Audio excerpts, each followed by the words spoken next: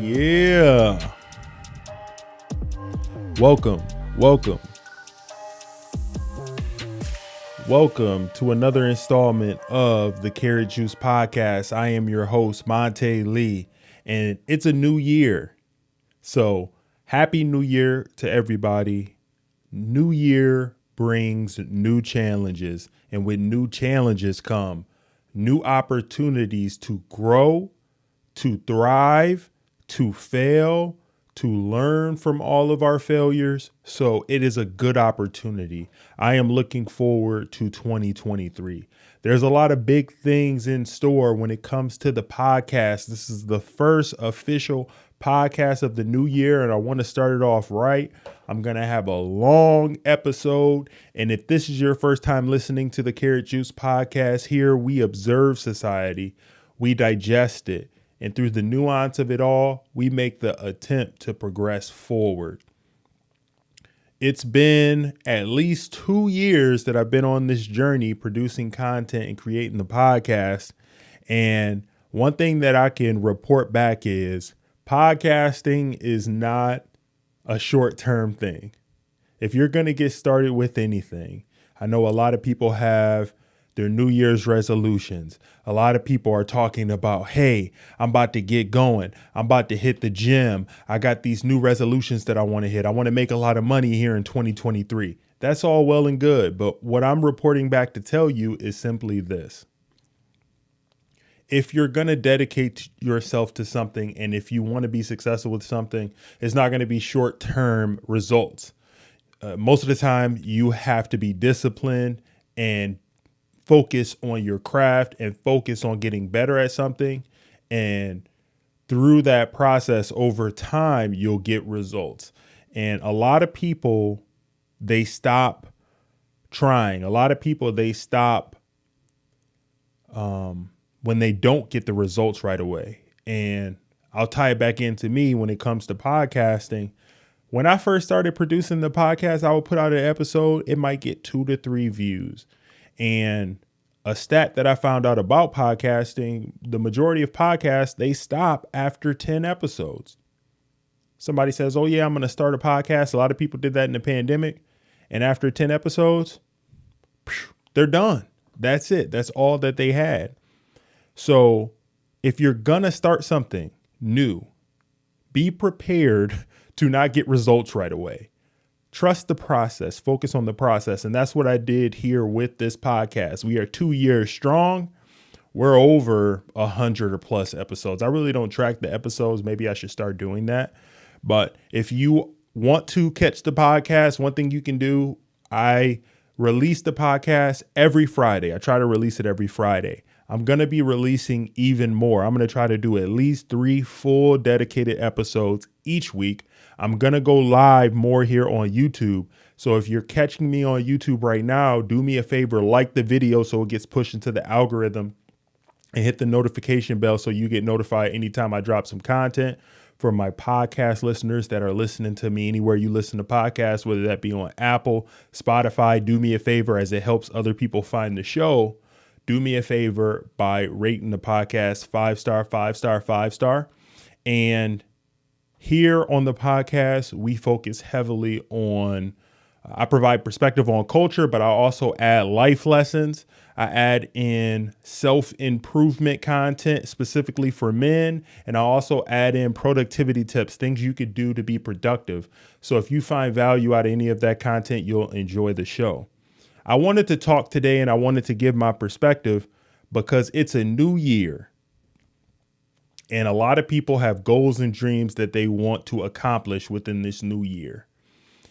I think it's important before you can figure out and grow and figure out what you want to do in the future. You need to reflect on the things you've done in the past.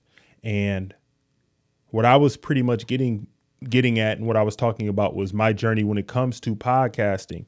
I've been doing this for 2 years. And when I first started creating this podcast, the whole reason I started it in the first place was due to the pandemic. We all know C-19 came and it changed a lot of people's lives. And for me in particular, what happened was when the pandemic hit, I wasn't able to go into work. If you're not familiar, I am a full-time probation officer. I supervise people. I hold people accountable. I do investigative reports.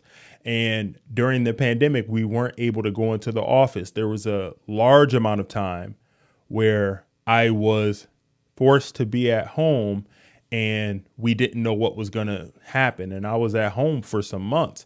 And during that time, I watched a lot of Netflix. I watched a lot of shows like we all did.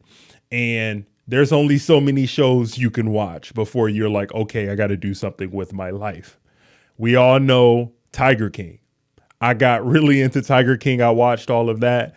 And then after that, I was like, all right, I need to do something else with my life. All right. This is not going to be the best way for me to be using my time here in the moment.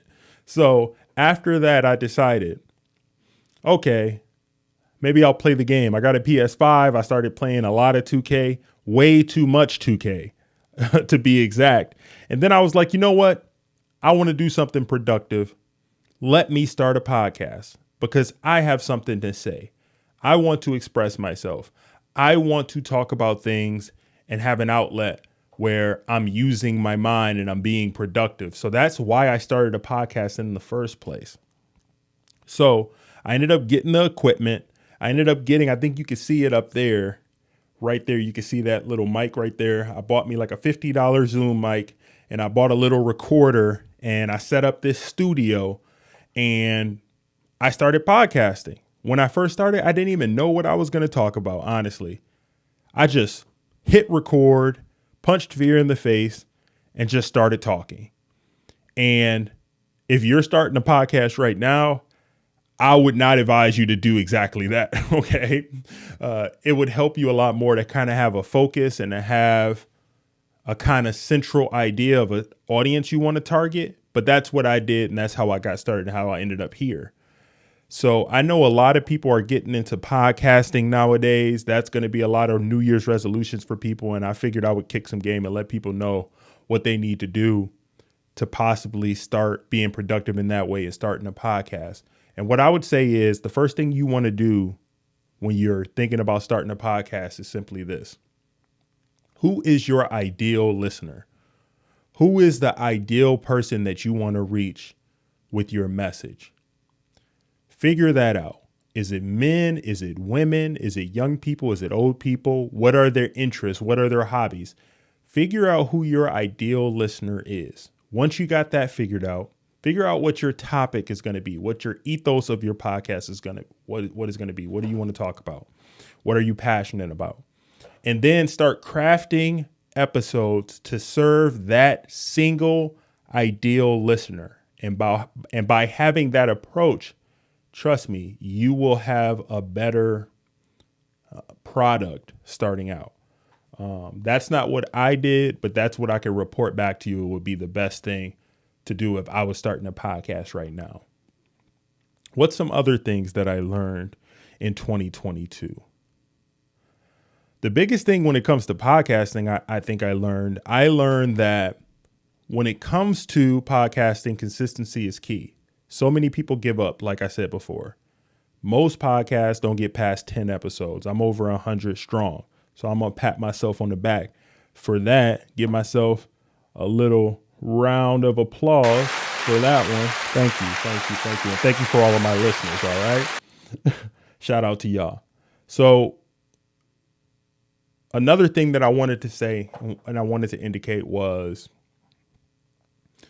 when it comes to anything that you're going to get started with, especially if you're trying to be like a content creator, if you're trying to be somebody that's starting something new, Ali Abdaal, somebody that I really look up to and I get a lot of inspiration from, you should take his advice when it comes to content creation. And you can use this if you're trying to start a podcast, a YouTube channel, or any creative endeavor.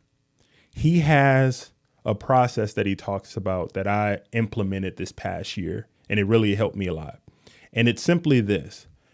Before you start a creative endeavor, it can be daunting, but you need to have this type of philosophy. First, you need to, it's three things. It's get going, get good, and then get smart.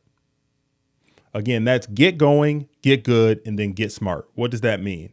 First, get going, meaning just punching fear in the face and getting started with the creative endeavor that you want to do.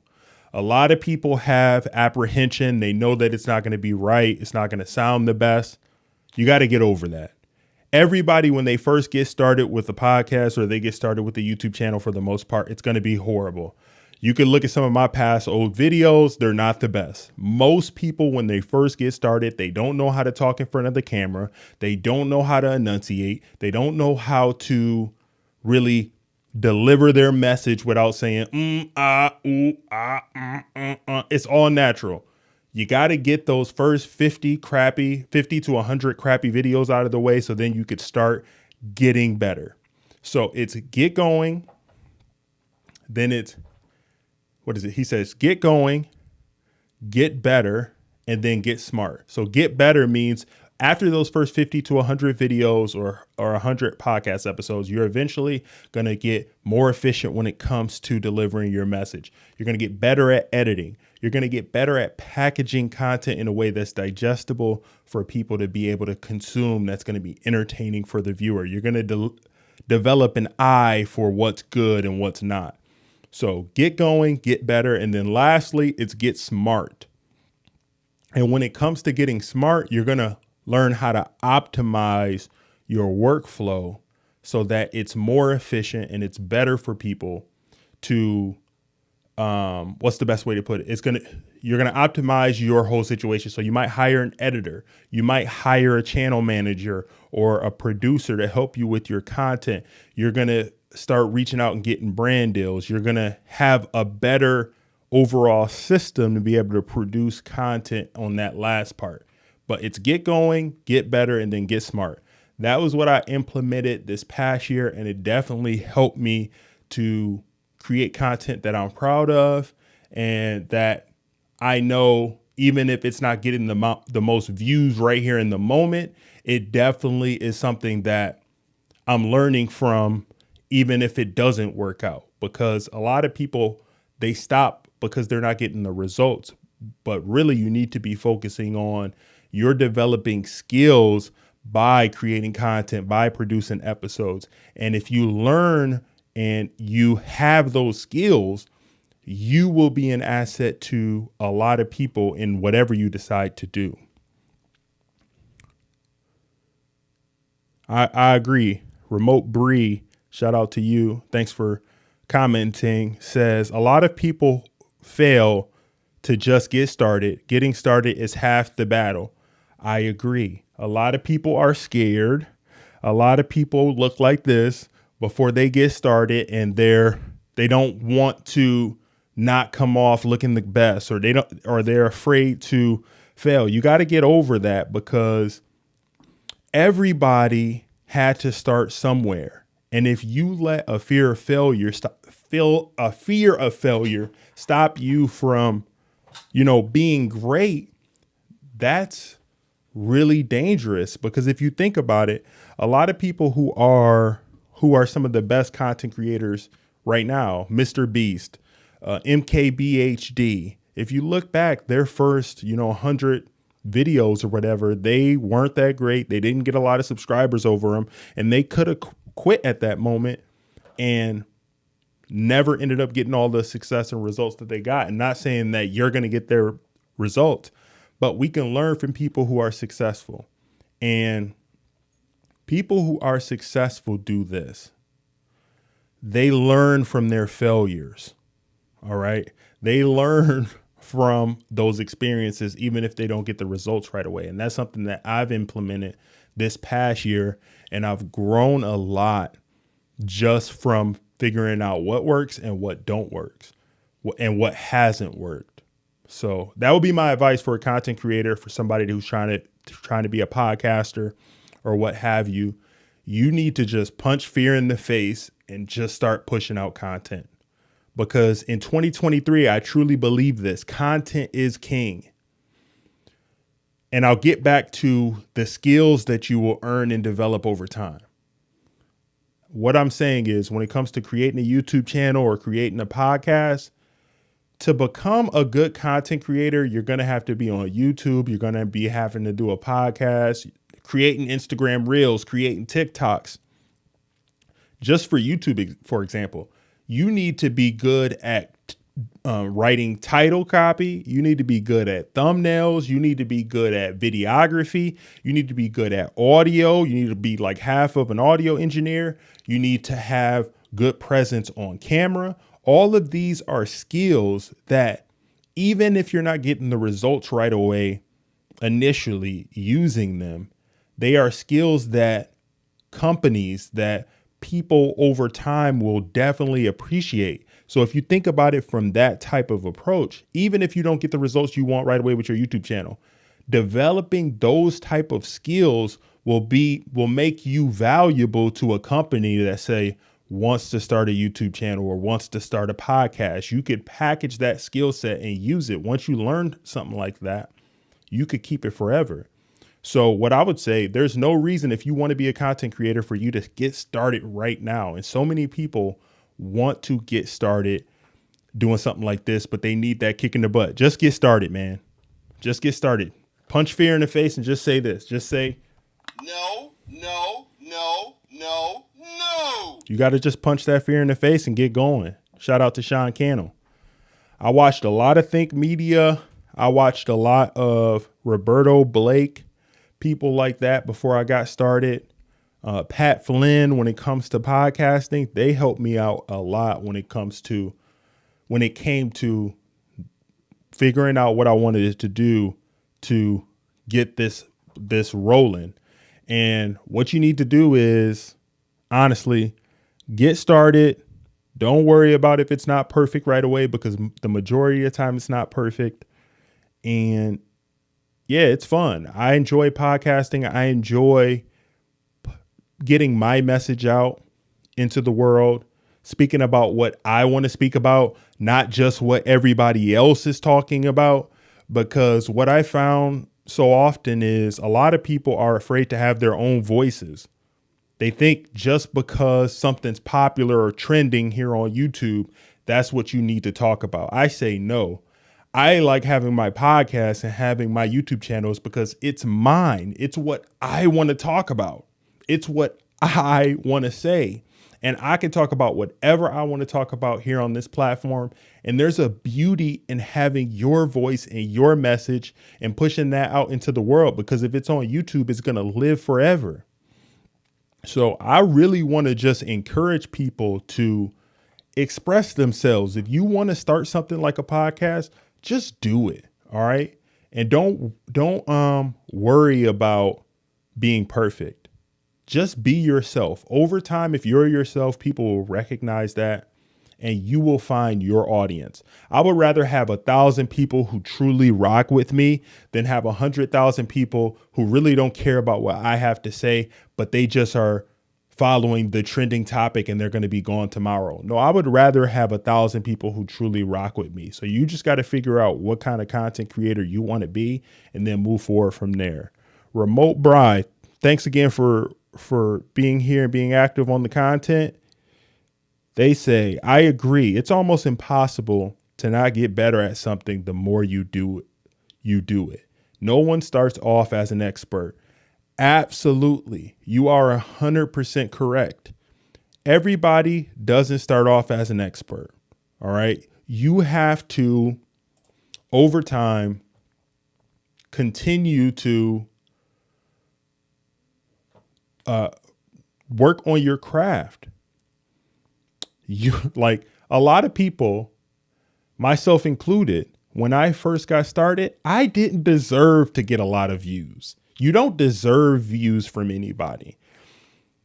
One of the most valuable things in this world is people's time. That's the biggest resource that none of us could get back. So you have to earn people's time. You have to earn the right to command that attention. And a lot of people just want it just because they put something out. No, you actually have to add value back. You have to be entertaining. You have to be somebody that people care about what you think. And that doesn't come from you just putting something out. And that's one thing that I had to kind of learn. You can't expect anything. You need to be grateful for every view. You need to be grateful for everybody taking the time to listen, because somebody might create a video and then you get 50 views and you're like, oh, kind of bummed about it or whatever. But think about it. If it's in the real world and you are sitting in a room and you got 50 people listening to you, that's significant. A lot of people would be shaking in their boots if they got 50 people listening to them. They're going to be like this. Usually people aren't used to that. You know, you got 50 people. I know me, for example, when I was younger, when it came to like doing public speaking and everything, people are shy when it comes to public speaking or whatever. But people don't think about it like that because it's the internet. They're like, oh, it's only 50 people that watch my video. That's significant. Did you add value to them in that time? Because your best, I would say for content creators, your best advocate and the people who are going to ensure that you succeed is adding value to those initial people, because people sharing your content and speaking about it is going to be the best way to push out your content and get it to reach more people, rather than just focusing on the algorithm. The algorithm is definitely helpful, but initially you need word of mouth and you need people to share out your stuff. So these are kind of just some things that I've learned in this past year of producing content. I've been doing the podcast for 2 years. I've been heavy on YouTube for, I started really pushing out content on YouTube around like April 2021. And I would say this past year has been a pretty good year when it comes to YouTube. I gained like over 5,000 subscribers. We're sitting around 7,000 subscribers now, steadily growing, I've taken some losses with YouTube and also some wins. And yeah, I'm just constantly learning. So yeah, for anybody that has any idea or any intention to try to be a content creator, my advice to you, first and foremost, is just get started. And yeah, man, it's been a great, learning experience, stepping out of my comfort zone and getting started with this whole content creation thing. One thing that I'm going to do more of as well, I'm going to do more podcasts, full length podcasts where I'm live streaming here and just giving you an open dialogue on things that I have going on here. I feel like my mic is really hot. Let me turn this down a little bit. See how we're doing there? All right, let's try that. Yeah, it seemed like my mic was a little bit hot. But yeah, I say one of the craziest things that I learned. Why does it seem like I'm peaking? Oh, let me go back here. All right, I think we should be good there. Yeah, mic is super hot. But yeah, I hope everybody's doing well. I hope everybody's had a good holiday. When it comes to the whole New Year's resolution thing, I rarely even do that, to be honest. I try to look at the new year as an opportunity to, of course, reflect back on my past year, but I'm not a big like New Year's resolution type of person. But I know that a lot of people do that, and a lot of people find value out of it. So I figured I would kick some game on some of the challenges that I faced in 2022. And what I'm looking forward to in 2023 is producing more content, being live. I want to build some community here. And the best way to do that, in all honesty, is probably going to be live streaming. And that could be daunting at first. A lot of people think they can live stream, but then you turn on the camera and then you sitting here and you like looking like this, because it's kind of awkward at first. I ain't gonna lie. Like, I could speak with the best of them. I could talk all day, but just going off the dome for hours and hours without any like real subject matter is not the best idea. It's not the best way to produce a show. So this is something that I am going to challenge myself to do more of here in 2023. I'm going to live stream more.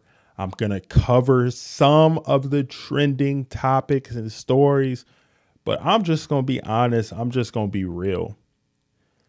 I'm not going to talk about something just because everybody else is talking about it. I don't know. I don't know if it's just me, but if I have no interest in a story, I'm not going to talk about it.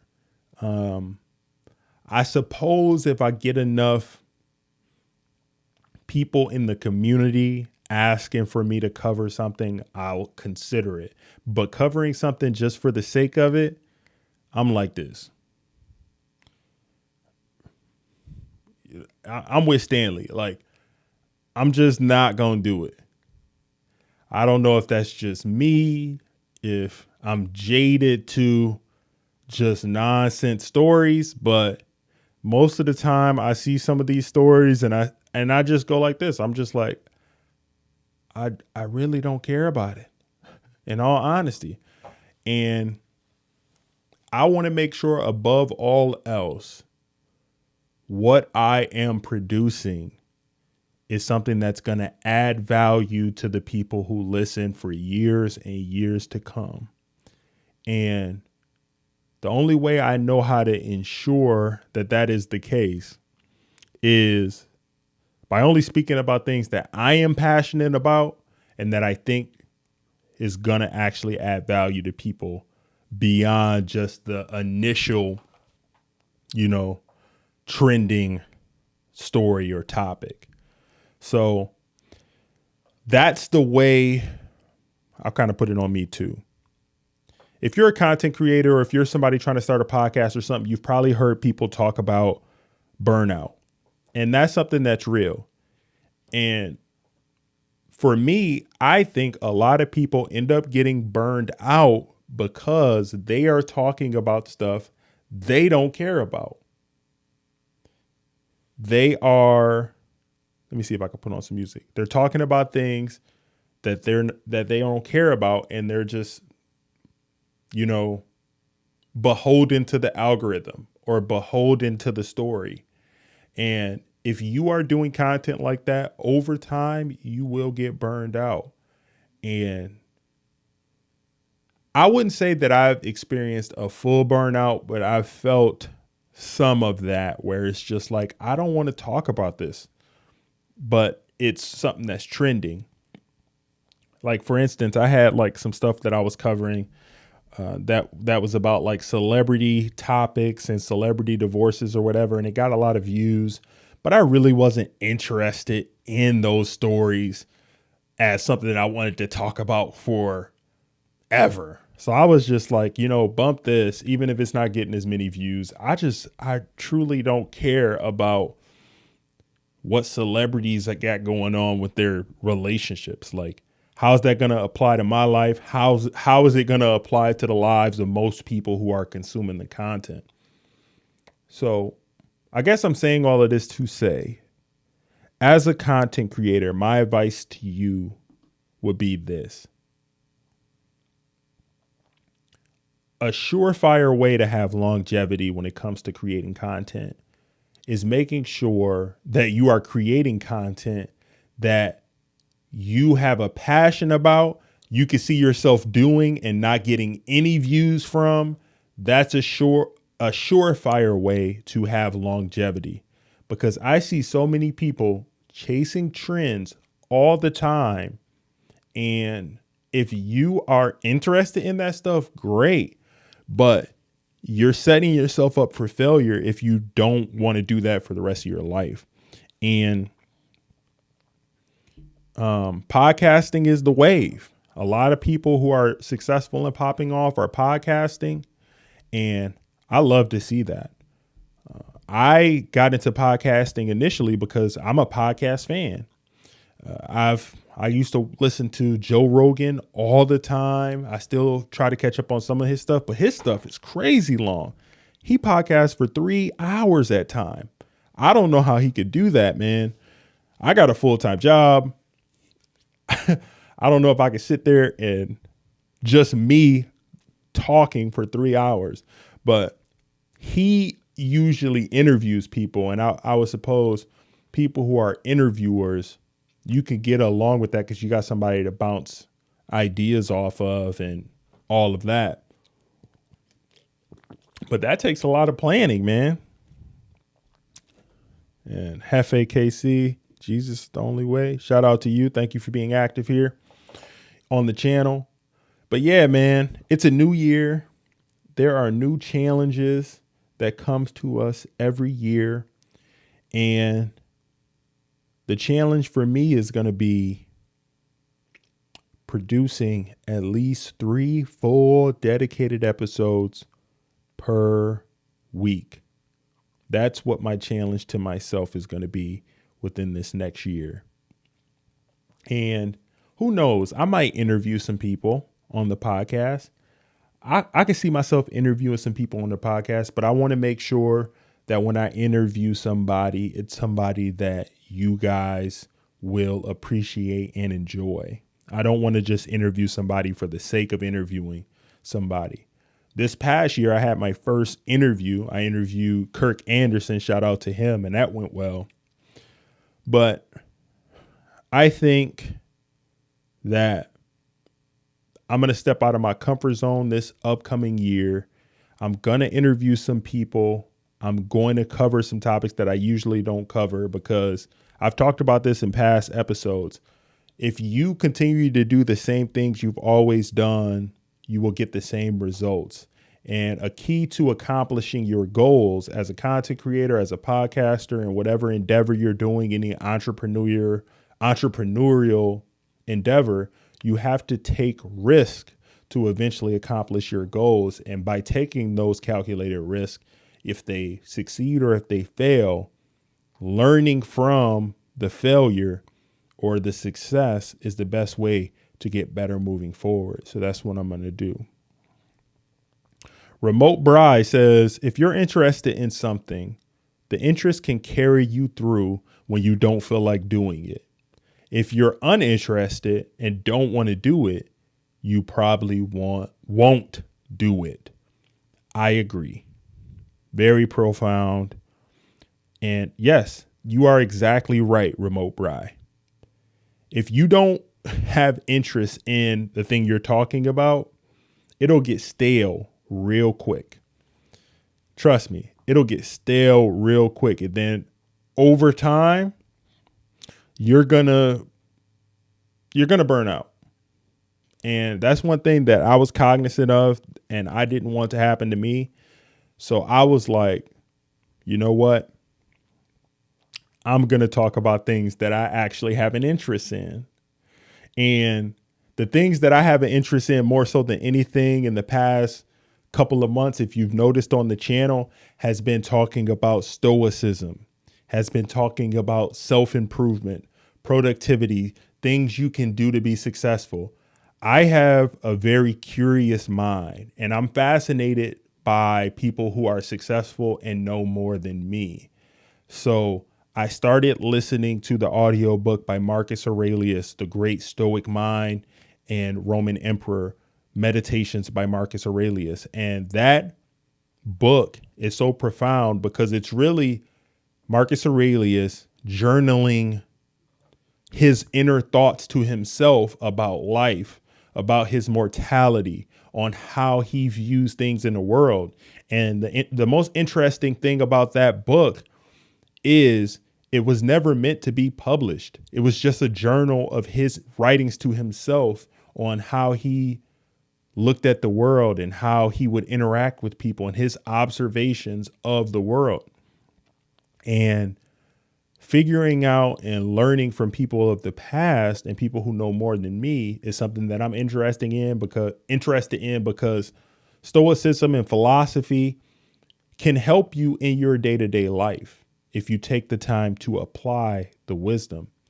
So I've been trying to hone in and also put out positive content that will help people not only be successful, but to challenge their minds. And there's a balance when it comes to that, because you got to keep your content entertaining, they say, or people won't watch it because people have short attention spans nowadays. We all know that. So this is like my challenge to myself. New year, new challenges is packaging content that's going to add value to everyone, but also going to entertain you to an extent. I'm never going to try to be like Mr. Beast or anything and be doing challenge videos and speaking all fast and saying, hey, hi, you guys, this is what we got going on. Da, da, da, da. No, that it's just not me. So my advice to you as a content creator is be yourself. Don't try to be like anybody else. People can read it. People can understand if you're not into that type of stuff.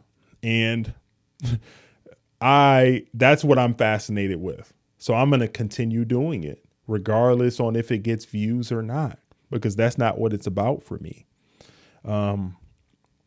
I've been enjoying the process. I'll say that. And that's the best thing that you can do, honestly, as a content creator and as a podcaster. And there's a lot of people who are getting into the content creation space because they want to have fame. They want to build up their influence. They want to earn a lot of money. But what I would say is most of the people who end up earning a lot of money when it comes to content creation had a passion for whatever it was they were doing before all of that. And they put a lot of sweat equity in. They took a lot of risk before they ever touched any money. So I would say if you really want to be successful when it comes to content creation and this whole type of thing, it has to be about more than money. You can get money on the back end, but you need to really hone in on what you really want to get out of it beyond that, because most people who start a podcast or start a YouTube channel don't make any money whatsoever. Nada at all. So it's got to be about more than that, because the majority of people ain't going to be making real money like that, at least not initially. I got to get my levels right. I feel like I'm yelling at people. Let me see something. Is that good? Do I got my limiter on? I do. I have my limiter on. All right. Maybe it's just that. We'll see. Hopefully I'm not blasting everybody's eardrums off. But yeah, on a side note, side tangent, I'm a big Michigan football fan. Okay. Over the weekend, I watched my team. We came out flat against TCU. I thought that we had a good chance to win, and I was humbled real quick. They humbled us sorely, and we got our butts handed to us, man. I ain't gonna lie. And shout out to TCU. We took that L. We took that fat L. What you laughing at, Kawhi? But it's okay. I'm going to get over it. We had a good season nonetheless. But in all honesty, shout out to TCU. Michigan had a good run this year. We did all right. But, man, that was tough. We gave up 2 pick sixes, and we could not stop TCU to save our life.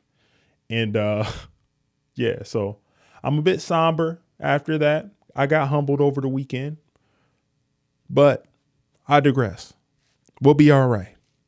We'll be okay. Okay?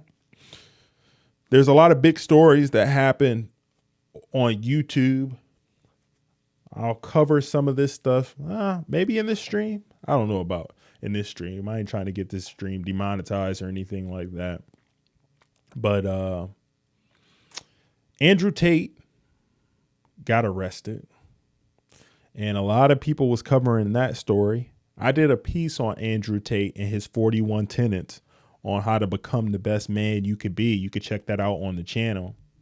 I think Andrew Tate is misunderstood.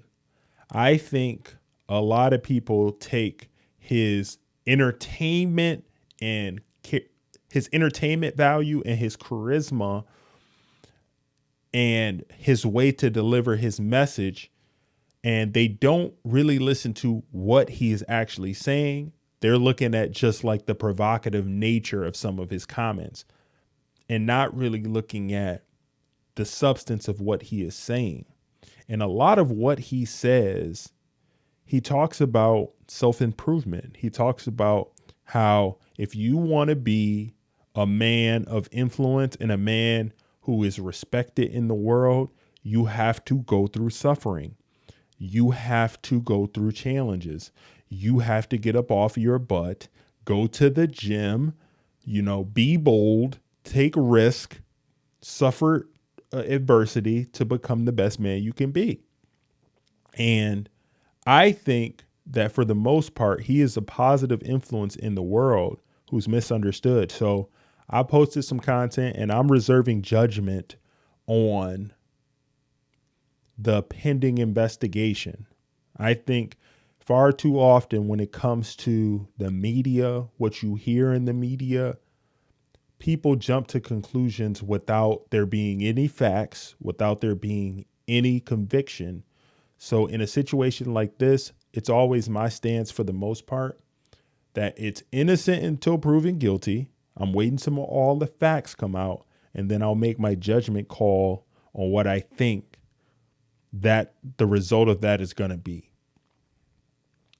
There's also been a lot of people covering the debate, you would say, between Just Pearly Things and Hafiz of the Roommates that was on Saucecast.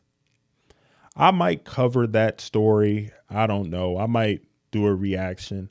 I really don't like doing reactions, but one thing that I noticed in that discussion between the both of them was it really wasn't a debate. It didn't appear to be. It appeared that Hafiz came out and he had his ideas of what he wanted to speak about, and he kind of rambled and just continued to speak over Pearly the entire time they were speaking.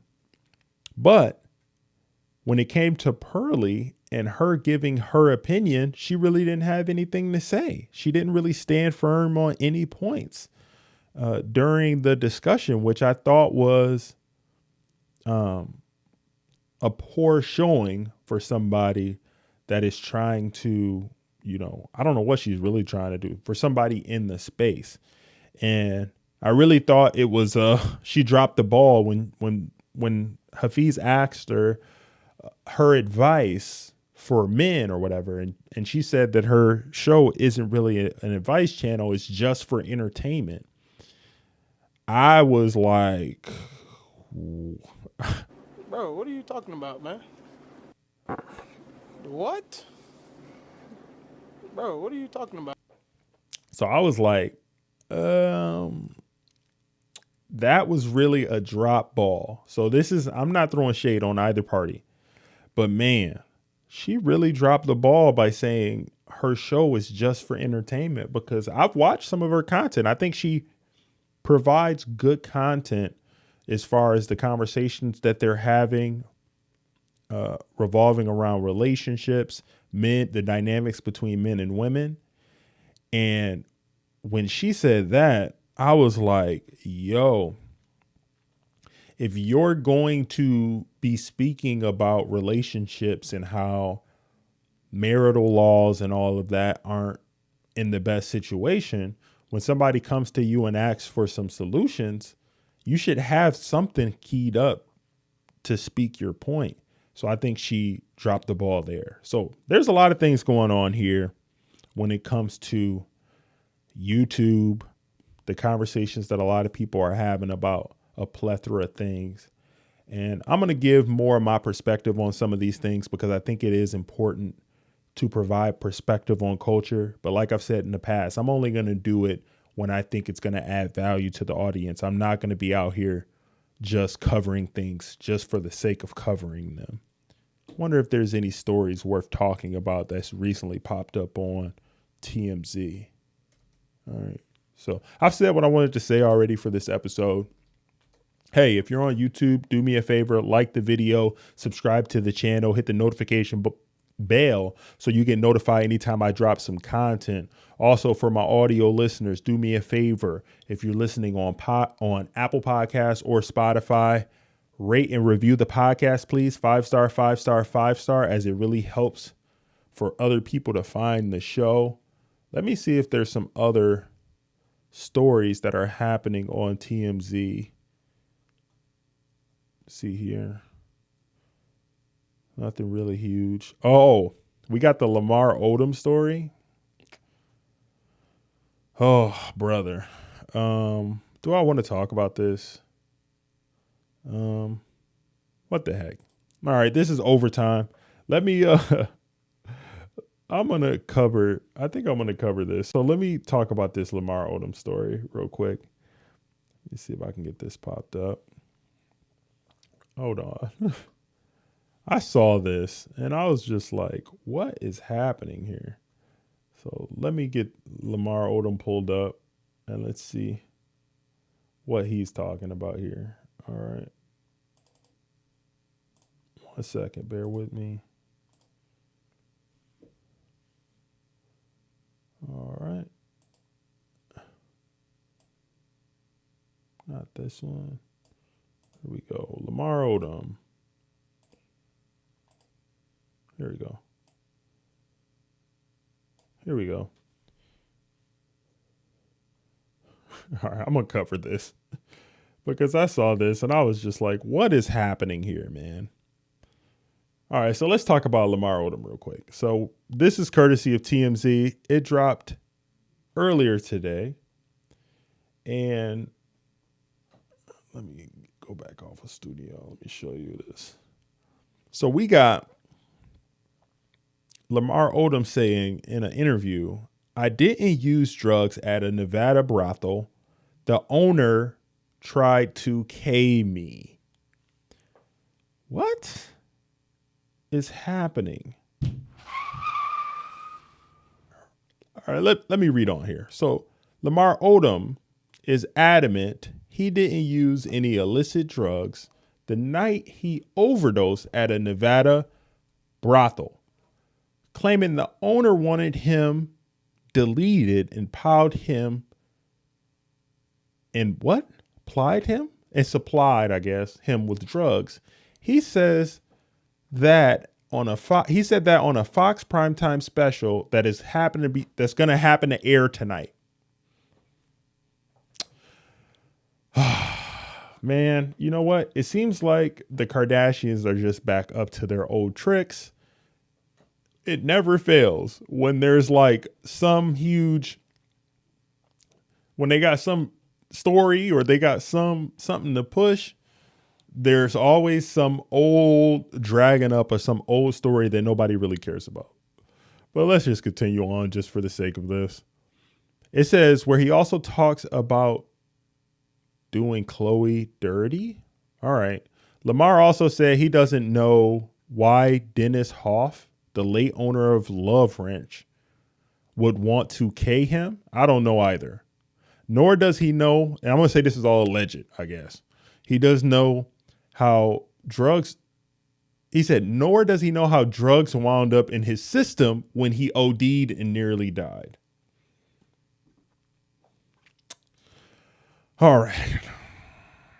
I've told you guys before. What's up? Keep it classy. What's up to you? Shout out to you. Thank you for being active on the stream. Hope all is well. We're talking about Lamar Odom right now, but I'll gotta give you guys a little bit of a preface. All right. I don't know if you already know, but I am a probation officer full time. And what's something that we hear all the time when it comes to people who are under the influence? They always are saying, I don't know. I don't know how I got these drugs in my system. I don't know how I OD'd. And we're sitting there like, What? Bro, what are you talking about, man? I could tell you one thing. I've been living life. I'm 34 years of age. I've been living life for quite some time. I've never just slipped up and had some illicit substance in my system. How does that happen? How does that happen? Unless you are somebody who happens to be on drugs, right? It just doesn't happen. You just don't up and end up being ODing. Come on, man. Do they really think we are this stupid? Do they really think we're this stupid? Are you stupid? Are you buying what Lamar Odom is saying right now? No, no, no. 1,000 times no. Let's continue with this article. Happy New Year to you as well. Keep it classy. Shout out to you. So let's continue with this story, this Love Ranch thing. So it also indicates here, the way Lamar recalls his infamous trip in 2015 to the brothel, he had one drink when he arrived and woke up 3 days later in a hospital with tubes coming out of his body, unable to speak or walk. Lamar said in the show that Chloe was the love of his life and he has regrets and would like to spend some time with her again to make things right. He opens up in vivid detail about how their marriage collapsed. And guess what? They're plugging a show. Can you believe it? The Kardashians are plugging a show. You can't make this stuff up. Anytime they plug in a new show or something, that's what they doing. It never fails, man. Am I going to watch it? I ain't going to watch it. Yeah, that's right, Dale. Nope, we're good. I don't need to watch this stuff. Why? Why are they dragging up old stories from 2015, man? You can't make this stuff up, right? Keep it classy. I mean, old story, like, it never fails with those dang Kardashians, man. Every 2 seconds, whenever they are not in the news and they ain't the center of attention, next thing you know, it's some new show they got going on, some new story that they got to get popping. What are we doing here, man? Are y'all falling for the okie doke again? Come on, brother. Man, we can't make this stuff up. Is there any other stories that I want to cover? Let's see here. We have,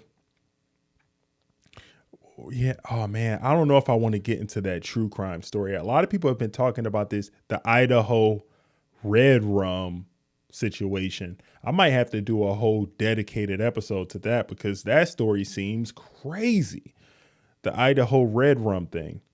So, let's see here. Indeed. Keep it classy says, them Kardashians straight clout chasing and money munchers. You are exactly right. You are exactly right.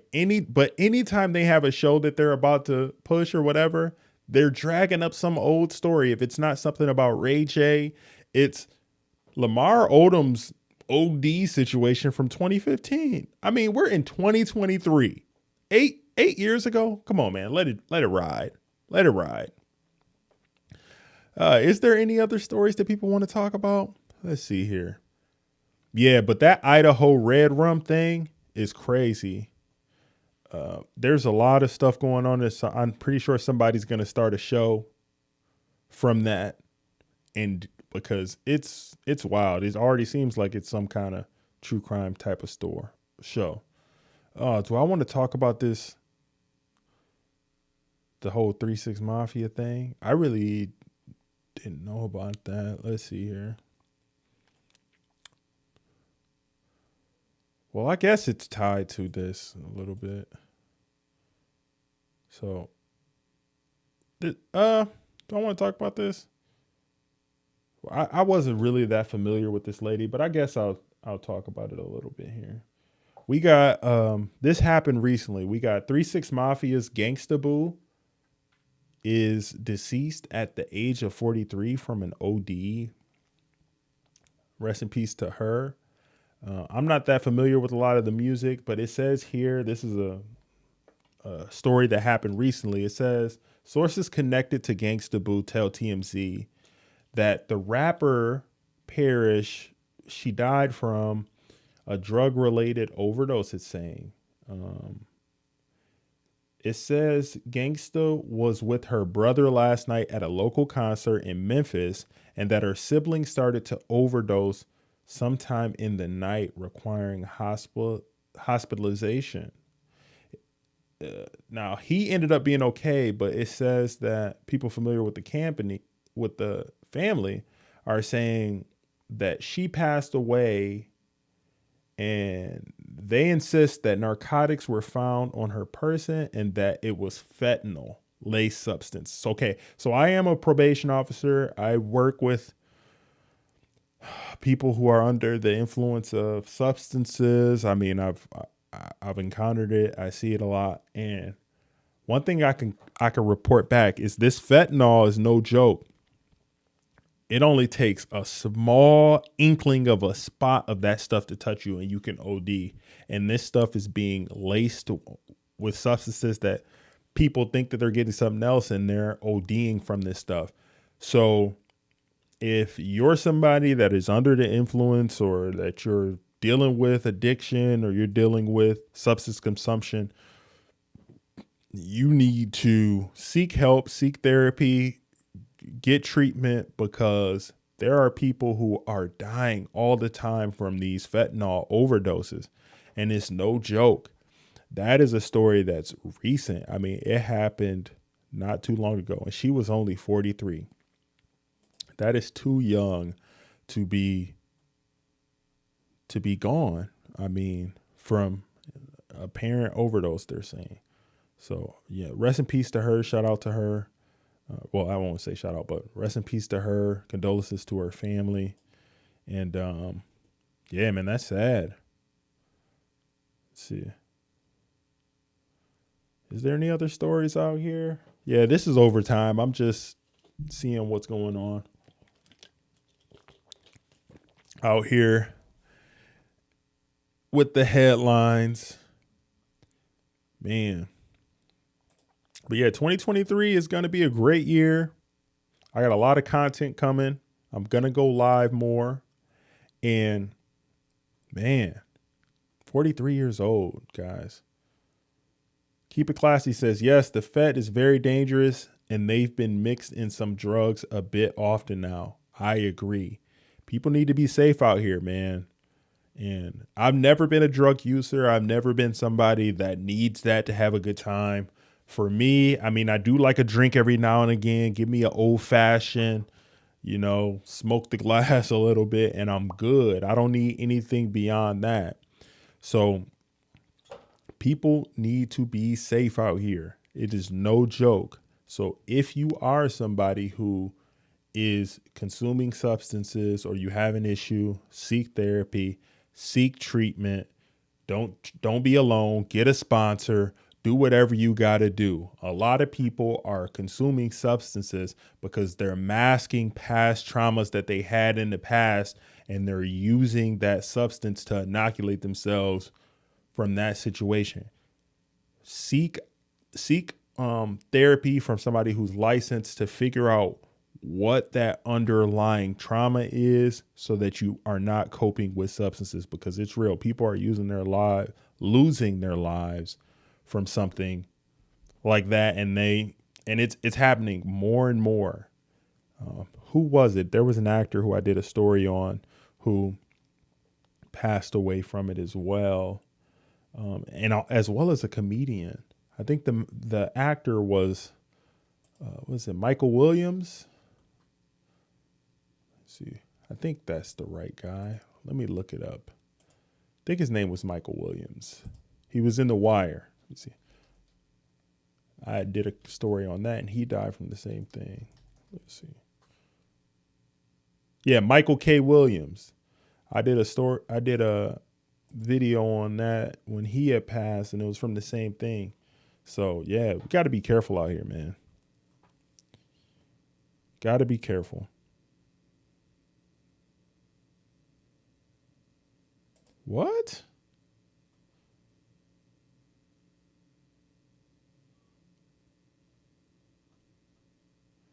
Some crazy stories out here.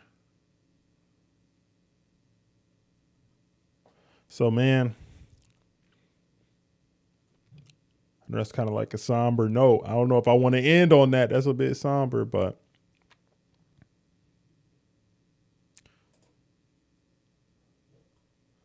it's like Boosie has something to say. Maybe I'll put out what he said. Boosie has something to say about this situation when it comes to this fentanyl situation, and he responded to what happened with what's her name, Gangsta Boo. So I'll cover fair use. I'll cover play what he said about the situation. Here we go. See what Boosie had to say. Hey, check this out. Too many people dying in 2022 fucking with fentanyl. If you're gonna be an addict, you might need to go back to crack. Crackheads live longer than anybody. You still see them around. That fentanyl shit is way stronger. If you can't shake it, go back to crack. You're gonna be funnier. You're gonna live longer. Food for thought. All right. So I'm going to say this. How about you don't use any drugs? How about you don't use any drugs? Okay. No drugs. He said, don't use fentanyl, but go back to crack. How about we use no drugs? Can we do that? No drugs. All right. Surefire way to not have any situations where you overdose on anything would include you not consuming any drugs. Am I right? Like, leave the drugs alone entirely. But shout out to Boosie. I got no smoke for him or anything like that. I'm a civilian. I work for the court. I'm a probation officer. I supervise people. I hold people accountable. I refer them to treatment. I do investigations. And what I can report back to you to say is you have an 100% chance of not overdosing if you use no drugs. Okay? So if you need to wean yourself off or whatever, you should go to residential treatment and have medical professionals get you weaned off of the substances so that you can live a healthy and productive life moving forward. All right. That's your best option in all honesty. All right. And I know a lot of people have other issues, mental health issues and what have you. But yeah, he's a street guy. I understand kind of what he's trying to say. At least people aren't dying from crack cocaine, but the best option for you, I know I'm being Captain Obvious right now, is using no drugs. All right. But let's continue on. Let's see if there's any other stories. All right. I kind of like this format of me just kind of riffing and going through some stories, covering things a lot of different ways.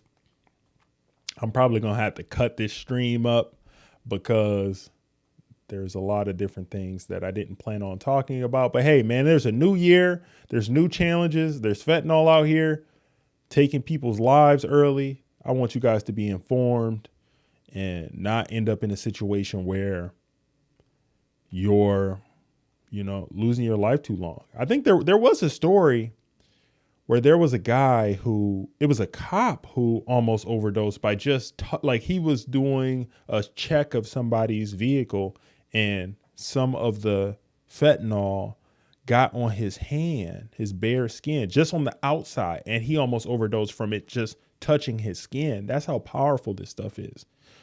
So I think it's like 1,000 times more potent than heroin or whatever. So people need to be safe.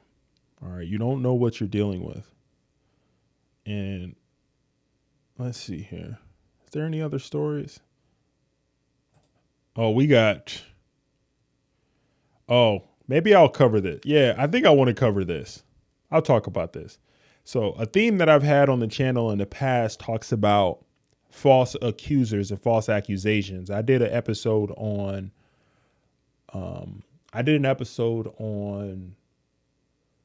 Brian Banks and his story. If you're not familiar with Brian Banks' story, he was falsely accused of R when he was in high school, and he went and served prison time.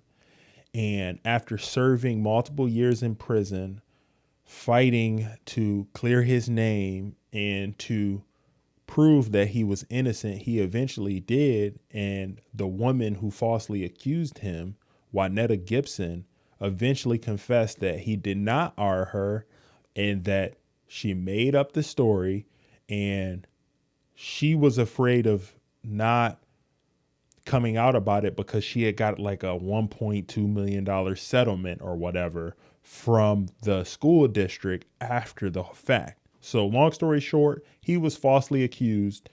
He was a big time NFL prospect who was destined to go have this story career in the NFL, and that got cut short.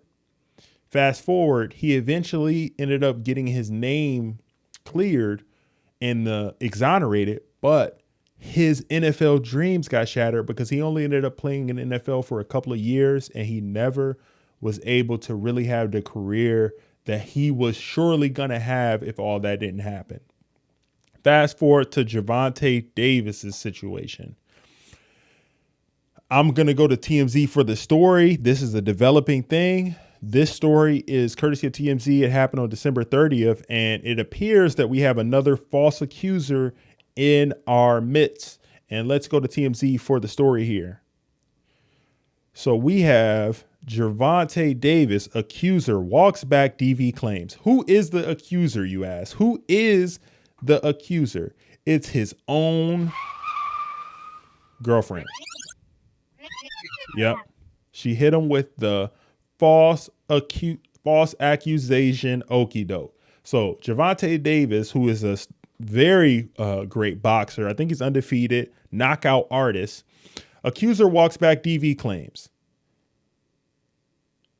Tank, she says, did not harm me. There's the girlfriend there, and Gervonta Davis, you can't make this stuff up, guys. The woman who accused Gervonta Davis of assault is doing an about face, now claiming the star boxer did not harm me or our daughter. What? Russ. Bro, what are you talking about, man? What? Bro, what are you talking about, man? Can't make this stuff up. Let's continue. The woman who accused Gervonta Davis, the woman right here, I don't know if you can see my arrow, the woman right here who accused Gervonta Davis of assault is doing an about face. Saying in the 911 call she made was unnecessary. Vanessa Posa, mom to Tank's daughter, took to social media on Friday and seemingly did a complete 180. Writing. I wish I had the music. Do I have the soft music? Let's see if I have it. Do I have a violin? I don't have a violin. But let's try it. Let me put this here. All right. Man, I can't read that part. Let me see. Can I zoom this up? Oh, let me try to zoom this up. Bear with me. We do this live, guys. Let me see. Let me see. I'm going to zoom it in. Can I zoom it in? Oh, man. Hold on. They hit me with the okie doke. How do I zoom in? Nope, that's not gonna work. Damn.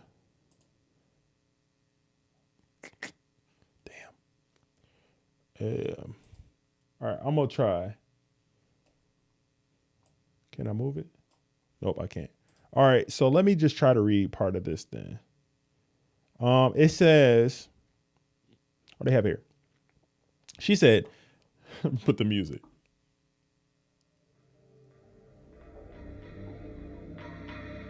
No, that's not fitting. Let me see. Let me get we're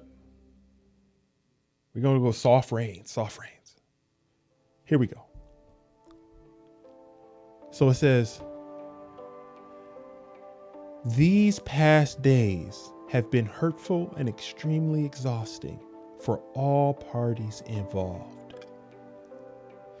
I pride myself on being extremely private. This situation was the last thing I wanted to be made public. What? The state of our relationship has been in a fragile space, and Gervonta and I were both at fault for the argument. What? Russell. She said, Bro, what are they're you talking both? about, man? What? What? Bro, what are you talking about, man? Let's continue. Where were we? Here we go. All right, I'm going to continue. She says, the state of our relationship has been in a fragile space, and Gervonta and I were both at fault for the argument. Today, we have sought the help necessary to move forward with our lives. I am confident that we will succeed within our co-parenting dynamic with the counseling provided to us. Bruh, you can't make this stuff up. Shout out to Coach Greg Adams. He talks about it all the time. Co-parenting doesn't work. Co-parenting doesn't work. You're setting up those kids for failure. If you had kids together, you're supposed to stay together. I know that doesn't happen most of the time, but the writing is on the wall here. During an argument, she hit the eject button and almost damaged this guy's entire career. For what? Feelings. You can't make this stuff up. It says, as we previously reported, 28-year-old Davis was arrested and booked in Broward County on Tuesday on a battery and domestic violence charge. According to the court documents, police say Davis did actually and intentionally touch and strike the woman against her will, and did intentionally cause bodily harm to her.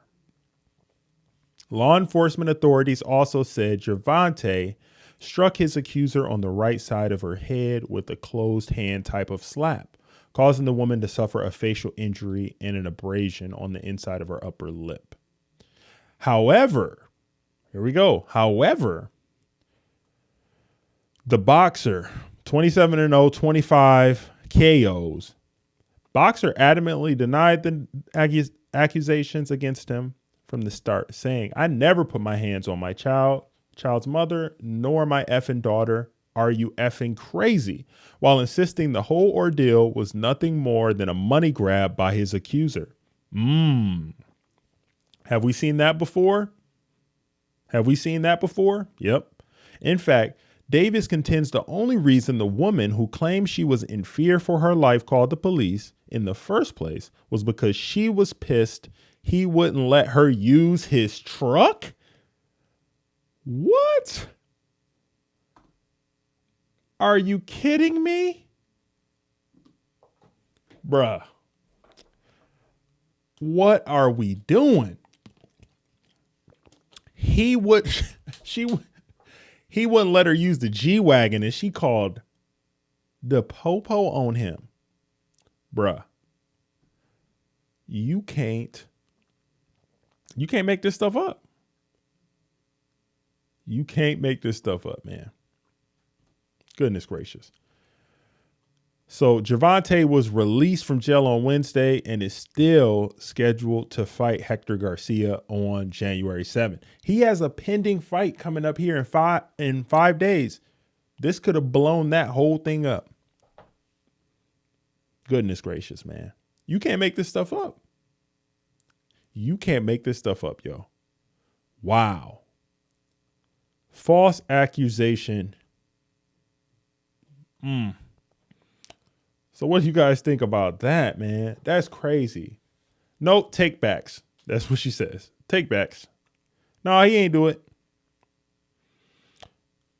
Happens more than you know. And my whole thing when it comes to the false accusation thing is, okay, when it comes and it's actually been confirmed that it's a false accusation, the person needs to be held accountable on that.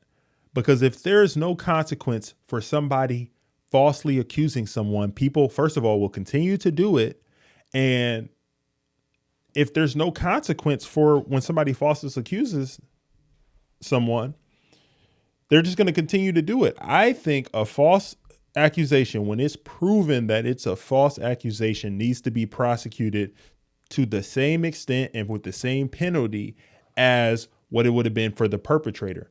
Because if there's no consequence for falsely accusing someone, it's going to continue to be done. And it happens a lot, especially with the dynamic between men and women. For whatever reason, false accusations continue to be allowed to happen. And who does it hurt more so than anything? This is important. Hear me out. Who does it hurt more so than anything when there's a false accusation? It hurts and it damages the actual real victims more so than anything. Because when somebody is allowed, when a woman is allowed to be a false accuser and nothing happens as a result of it, what happens is when there is an actual victim that comes along and has real credible claims, they could be met with apprehension and they could be met with the side eye when they're the actual victim. Every time one of these is allowed to just happen and gets brushed under the rug, it harms real victims. And I've seen that. I see that with what I do for a living in my profession, that there are cases and there are situations where, because there have been false accusers in the past or people crying wolf in the past, sometimes real victims are not given the benefit of the doubt like they should, because there are people who are using the police and calling the police in situations like this where their feelings are hurt, where they're not actually hurt, but their feelings are hurt. And it's detrimental to so many people, not just the falsely accused, but to the real victims. And I'm going to keep talking about that because it needs to be called out. It happens way more than you actually know. All right. So shout out to Gervonta Davis, man. Oh, do I want to talk about this? There was a YouTube star that got, hold on. Oh, sad story. All right. Do I want to talk about this Tory Lanez?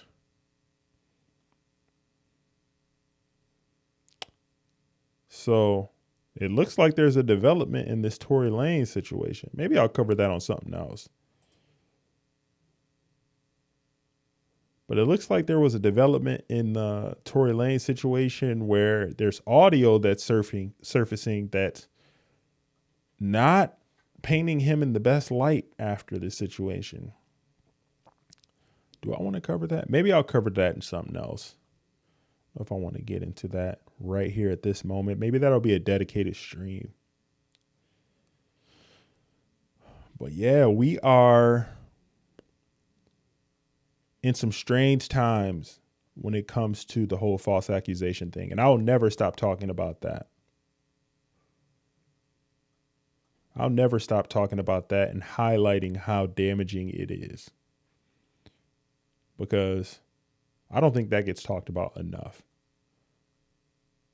A lot of people were speaking about the false accusation thing. Somewhat it was in the culture when the whole Johnny Depp and Amber Heard thing was going on. And I think that especially men, we need to highlight things like this because let's be honest, let's be real. It harms men far more in these situations when with the false accusations from what I've seen. There's more on this story with Gervonta Davis, so let's just show this one as well. So Gervonta Davis, domestic violence claims are BS. He says, I am not a monster. So Gervonta, he broke his silence on the DV arrest, calling the allegations bull S while insisting he's not a monster. The star boxer wrote a lengthy statement on his Instagram page Wednesday afternoon, shortly after he was released from jail, saying the battery claims made against him by a woman on Tuesday were flat out not true. He said, I never put my hands on my child's mother, nor my effing daughter. Are you effing crazy? Davis included a picture of what he says is his family watching Frozen and said in his statement the photo was snapped just moments before he and the mother of his child got into an argument. Davis went on to say the entire ordeal was a money grab by the accuser. So we also have a 911 call here, obtained by TMZ, where the woman can be heard telling cops she thought the fighter was going to K her. And Davis alleged Wednesday she had only made the call because I wouldn't give her my truck. The 28-year-old spent Tuesday night in jail. All right, I already said that. So should we play the audio? Let's play the audio. Fair use, fair use. I don't care. Ma'am, can you hear me? Hello? Please help me. Please help me. It's going to be a transfer for Parkland. It's pinging at. I need help, please. I'm trying to go home. I have my baby in the car and he attacked me in front of the kids. Okay, ma'am, repeat the address. Messing up my tires. Ma'am. I need help, please. Ma'am, repeat the address. I need to send units to you. I need the address. Please help me. He's going to kill me. Ma'am, what's the address? Please. I can't send. This is Parkland. Okay, ma'am, what cell phone number are you calling from? Please help me. Ma'am, what cell phone number are you calling from? Please. Please help me. I want to go home. Please help me. Hello, ma'am. Can you please send help? I need to go home. I'm in danger right now. Okay, ma'am, who are you having an argument with? Please, I need to go home. Ma'am, who are you having an argument with? I need with? to go home, please. Ma'am, what's going on? Somebody, let me see if there's somebody on the way. Did she mention any weapons?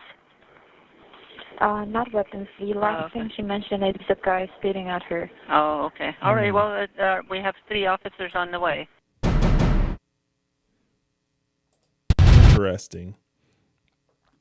Interesting. So she was playing it up there, seemed to be very hysterical, but a couple of days later, no mas. She says that she was just emotional. There really wasn't anything that happened. So what say you? What do you think? Do you think when something like that comes to fruition, the false accuser should actually be charged and prosecuted for making a false accusation? My position is yes. I think people need to be held accountable when they are clearly lying in a situation like that because it harms so many people.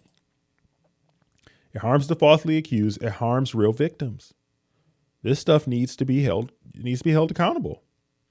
That's just my position on it. And yeah, some people might not think the same, but hey, that's what I think about it. It's crazy, man. It's crazy. And that situation too, I'm not putting all accountability on her. As men, we got to take situations like this and we have to learn from them. One of the biggest decisions you ever make in your life is the decision that you make on who you procreate with. If this is not something where we can learn and we could learn from the mistakes of other people,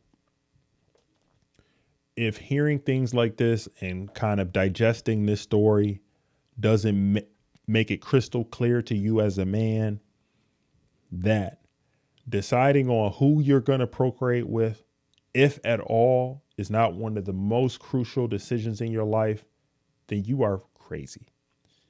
We have to learn from situations like this. And the only way we can do that is kind of observing what's going on and figuring out how we can move better so that we don't end up in the same pickle that this guy's in. Because that child seemed like it's a younger child, maybe 3 or 4 or whatever. He's in a co-parenting situation. That means he's going to be there co-parenting with that woman for years. He has no choice. He can't just do this. He got to go to parent teachers conferences. He has to be there. He is going to still have to be dealing with that woman for a lifetime. Because even when the child turns 18, you still got to deal with them. You got possible weddings in the future situations. It doesn't just end once the child turns 18. And they already said they're co-parenting. So, yikes. He has a lot. He's got to deal with her no matter what, even though she false accused him. So, yeah, not a good situation in the slightest, man. Not a good situation in the slightest. Are there any other stories I want to cover before that's going on right here? No, I think that's enough for now. So, hey, first full podcast episode of the new year. I'm excited on what the new year has in store. I'm going to be going live more often. So if you want to catch me live, the best way you could do that is subscribing to the channel here, hitting the notification bell, selecting all so you get notified anytime I go live. If you're listening now or you're watching on the replay, do me a favor as it helps other people find this content. Like the video. Here at the Karat Juice Podcast, we observe society, we digest it, and through the nuance of it all, we attempt to progress forward. If you're wondering what's going on here, it's your first time here, you can expect perspective on culture, life lessons, male self-improvement content, and I also talk about productivity here on this platform. For my podcast listeners, I appreciate you. You could expect a full episode every Friday to be released on the podcast feed at least. I'll have additional bonus episodes as well. And lastly, like I say every time with the Karat Juice Podcast, love someone, hug someone, do something good for someone, not expecting anything in return. And until we speak next time, peace. We are gone.